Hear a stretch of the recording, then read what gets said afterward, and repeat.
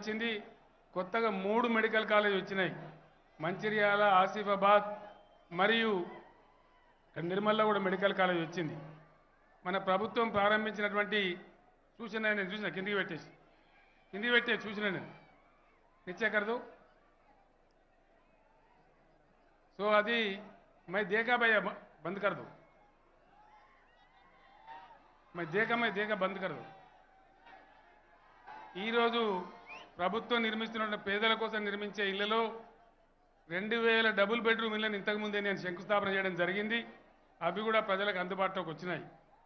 ఆ విధంగా కులాలకు, మతాలకు, జాతులకు కాకుండా 50 మంది ప్రజలు ఎవరు పేదవాళ్ళు ఉంటే వాళ్ళని ఆదుకోవాలనే ఉద్దేశంతో అనేక సంక్షేమ కార్యక్రమాలు మనం చేసుకుంటూ ఉన్నాం. గతంలో రెవెన్యూ డిపార్ట్మెంట్లో చాలా భయంకరమైన దోపిడీ జరిగేది. ఎవరి భూమి ఎవరి చేతులు ఉంటుందో ఎవరికి తెలిసేది కాదు.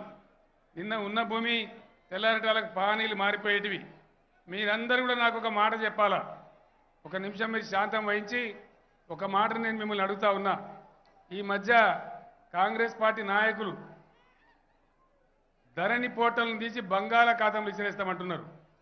అంటే మళ్ళీ పైరవికాలు రావాలి, మళ్ళీ విఆర్ఓలు రావాలి,